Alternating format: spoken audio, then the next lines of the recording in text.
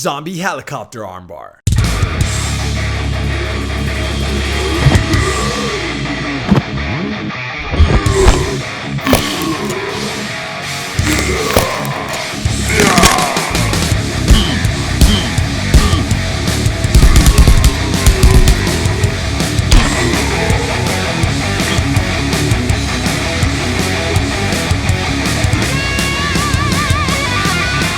You're standing around at church trying to figure out who to agree with, peace be with you, and who to ignore and act like you don't see, when a fast-footed shuffling zombie approaches for a hug. The best way to handle this terrifying situation is to pull the zombie down with one hand on the back of the neck and the other over the arm. As you sit to the ground, place your feet on the hips and pull back. The foot that is on the side of the neck grip is the side that will stay on the hip as you take one foot off and throw it over the head. Pinch your knees together mid-air to ensure the zombie does not escape. Pull on the wrist with all your might and extend your hips up, creating a tremendous amount of braking pressure.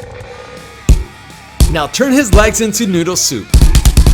Peace be with you, brother. Good job, 21 points.